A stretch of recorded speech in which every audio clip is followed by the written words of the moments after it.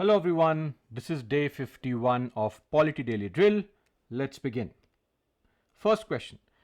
Consider the following statements about members of the Union Public Service Commission, UPSC, your body. So as per the Constitution, a member of UPSC shall hold office for a term of 6 years from the date on which he enters upon his office or until he attains the age of 65 years. Is this statement correct? Yes, it is correct. Is it mentioned in the Constitution? Yes. This is Article 316 and this is nothing but Clause 2 of the same Article 316. Number 2, a person who holds office as a member of the UPSC shall, on the expiration of his term of office, be ineligible for reappointment to that office. Yes, this is also correct.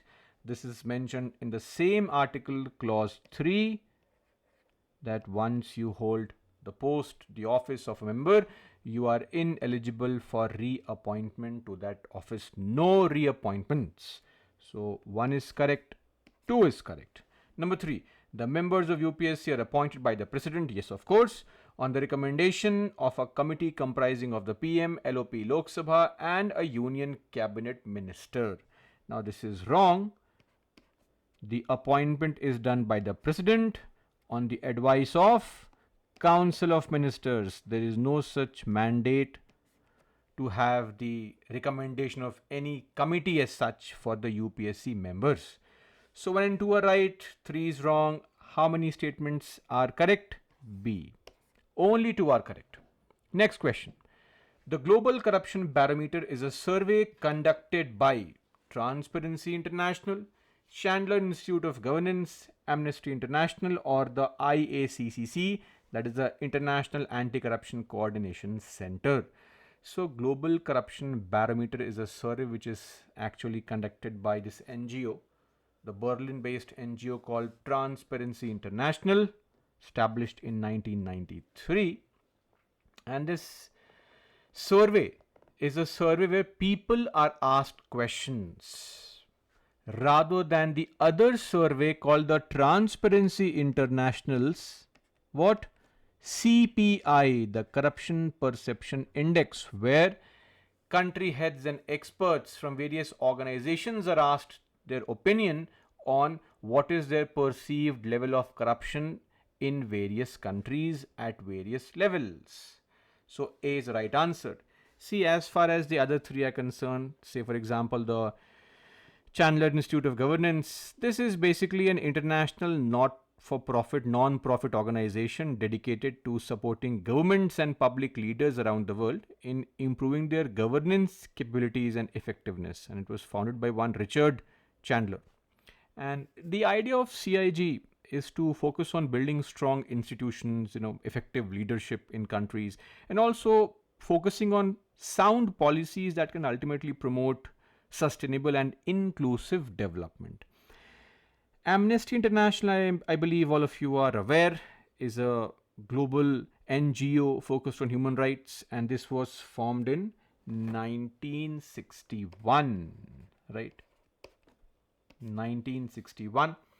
And what's the aim? Conducting research and generating action to prevent and of course end abuse of human rights, demanding justice for those whose rights have been violated, etc.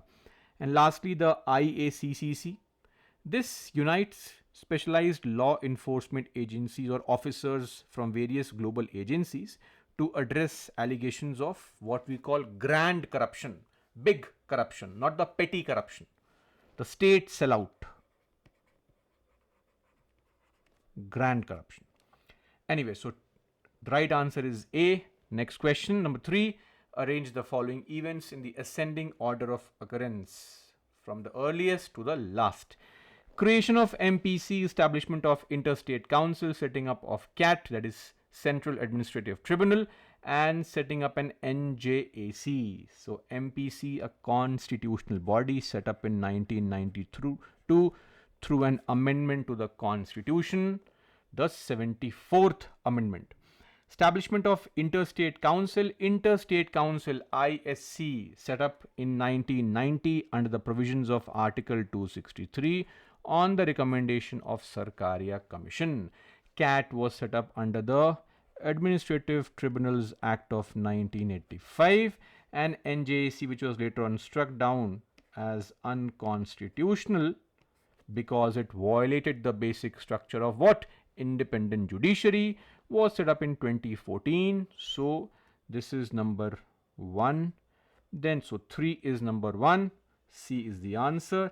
Then we have of course 2, then we have 1, and then we have 4. C being the right answer. Next question. Consider the following provisions of the Indian Constitution and the countries from which they are inspired. We had a similar question like this yesterday as well. This time some other provisions and some other countries. Writs from UK, duties from Soviet Union, elections to the Rajya Sabha, the procedure from South Africa, and the appointment of governors from Canada. So how many pairs are correctly matched? Writs, yes, from UK. Fundamental duties, yes, from Soviet Union. Though even Japan has a concept of fundamental duties, but we have borrowed it from Soviet Union. And number 3, elections to Rajya Sabha, South Africa, absolutely correct. And of course, the appointment of governors, a centralized concept of appointment, borrowed from Canada. All 4 are correctly matched. D is the right answer. And the last question for today. Consider the following statements regarding the concept of a plebiscite. So a plebiscite is a direct vote by the electorate on a specific proposal, often related to changes in sovereignty. And this is correct. Basically, plebiscite is where people vote. A plebiscite is a direct vote by the people of the country on a specific proposal. It could be on changes in sovereignty. It could be on important political issues, meaning if, let's say, for a particular area, we can have a plebiscite whether they want to join India, remain in India or not, or they want to leave the country or not. These kind of questions. Number 2, the results of a plebiscite are always legally binding on the government. So this is not correct. In fact, the binding nature, whether the result is binding or not, would completely depend on the legal and the constitutional framework of the nation. So it's not that it has to be binding. It may be binding or may not be binding. It completely depends on the laws governing the country. So 1 is right, but 2 is wrong.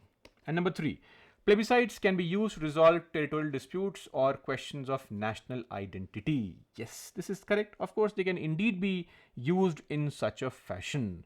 So 3 is also correct. So 1 and 3 are correct. Right answer is A. This brings us to an end of our discussion for today. Let's meet tomorrow. Till then, that's all for me. Jai Hind.